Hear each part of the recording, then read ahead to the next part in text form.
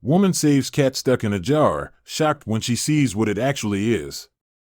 The struggle had Agatha's heart racing. Getting the stray cat into her net required all of her energy. Now that it was trapped, she cautiously had to remove its head from the peanut butter jar. The jar finally popped off its head after a little bit of struggle through the net. However, Agatha's momentary joy was quickly replaced by dread as she looked at the creature's long teeth and realized it wasn't a cat. Agatha knew she had made the right choice moving to a small town in Minnesota. She was used to living in Chicago her whole life, and this was just the change of pace she needed. She could even afford a beautiful house. She felt that her life was finally falling into place, but she had no idea what difficult decision she would be faced with just a few days after moving in. Agatha Sori was a bright-minded individual who dreamed of giving humanitarian aid even from a young age. She wanted to help people more than anything. While in high school, she volunteered at animal shelters and helplines, but her biggest dream was still ahead of her. Her dream was to find a job that allowed her to pursue her passion. Straight out of high school, she found the perfect career. She studied psychology straight out of school. Her reasoning would be that she could help troubled individuals work their way through any problems. She'd also be able to pay off the student loans once she was qualified. It was a rigorous 6 years, but after getting her bachelor's degree, honors degree, and master's degree, she was a qualified psychologist ready to help anyone that needed it. 3 years after finishing her degree, Agatha decided to move to a new city. She felt she had outgrown her hometown and looked to another state nearby to Minnesota. She had family there that told her it was an amazing place to live.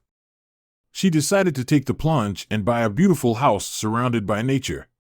It took a few months to move everything across, but she was excited to live in her new city.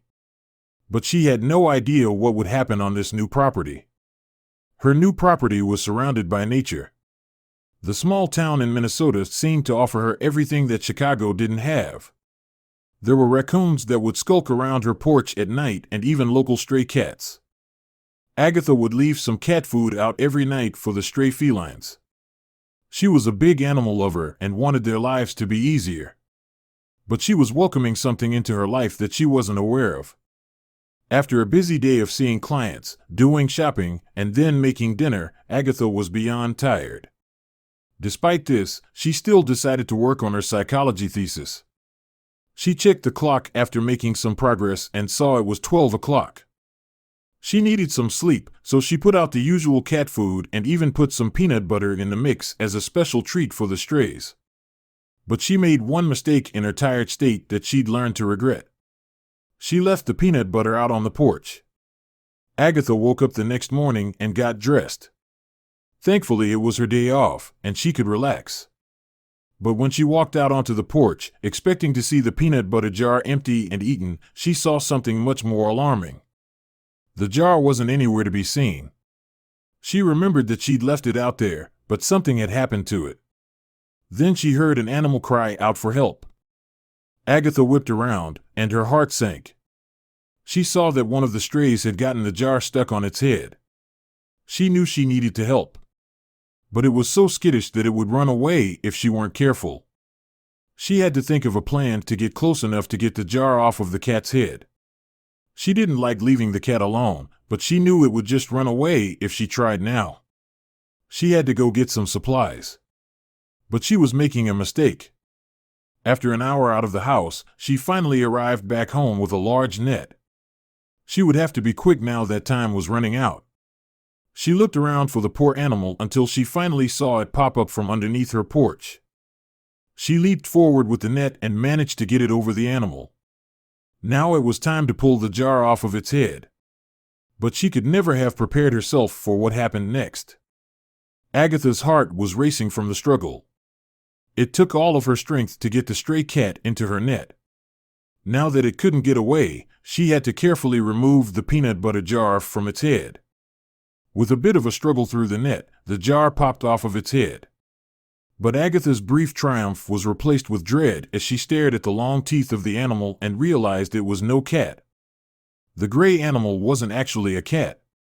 Agatha's heart jumped in her throat, and she dropped the net with the animal. It scurried away from her and went under the deck. She felt like she was in a horror movie. The teeth flashed in her mind as she stumbled backward. Her beautiful home had now turned into a living nightmare. Agatha stood on the deck, frozen. Thoughts raced through her mind before she heard a call. She looked up above her porch to see 3 animals looking down at her. Then she realized what they were. Relief washed over her as she realized that the animals were only foxes. She could tell the mother was now standing with her 2 babies, one of them being the cat she thought she had rescued.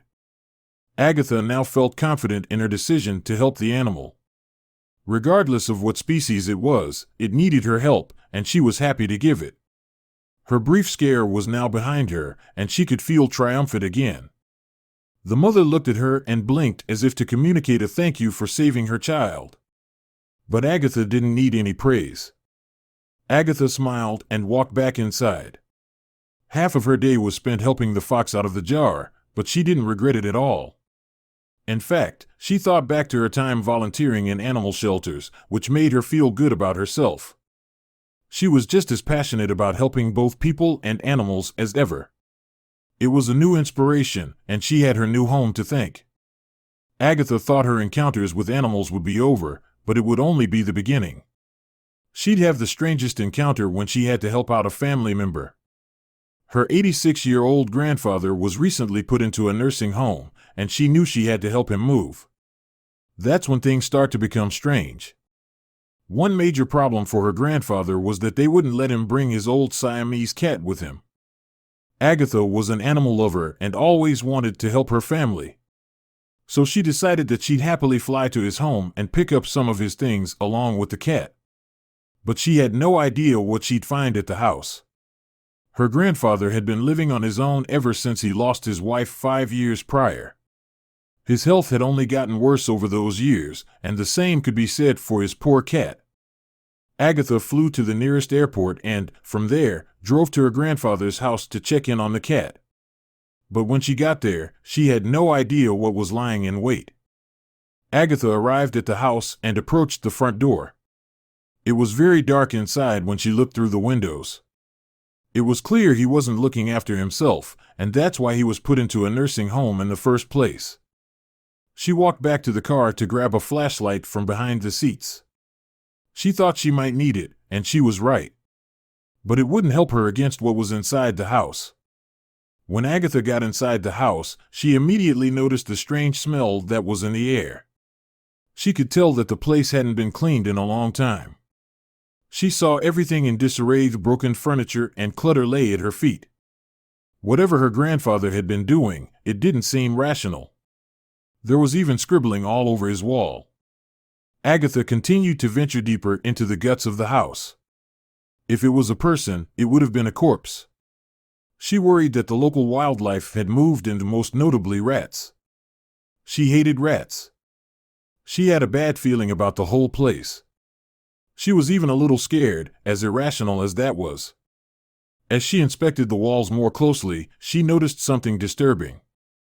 What she previously thought was scribbling on the walls was something much more sinister. There were deep gouges in the walls, like scratches from an animal. Could an ordinary household cat make these marks? She was about to find out. Agatha continued to delve deeper. She found the cat's food bowl and filled it up with a nearby bag of cat food. She really thought that Siam would come running at the sound of his food bowl clinking with food. She knew that she'd have to go find the cat herself. She'd have to venture deeper into the derelict house and try to find a needle in a haystack. To make things easier, she'd first go downstairs to turn on the power. Next, Agatha heard a noise that made her blood run cold. It came from another room nearby. Was it the cat? As she walked down the corridor, she realized that it was coming from the bathroom at the end of the hall. She slowly approached the door and slowly opened it. There was movement behind the shower curtain, so she slowly pulled it to the side. She thought of various horror movie scenes as she prepared to open the curtain. Realizes that maybe slowly wasn't the best option, she prepared herself to yank it quickly. She just hoped that Michael Myers or Freddy Krueger wasn't waiting on the other side. She closed her eyes and quickly opened the shower curtain, not ready for what was on the other end. As she yanked the curtains to the side, a frightened animal jumped out. It was Siam. He had been hiding in the bathroom all this time and looked very different from how Agatha remembered him. But it wasn't over yet. Agatha heard something else in the house. It wasn't Siam since he was with her. Was it what he had been hiding from? Agatha's curiosity got the better of her.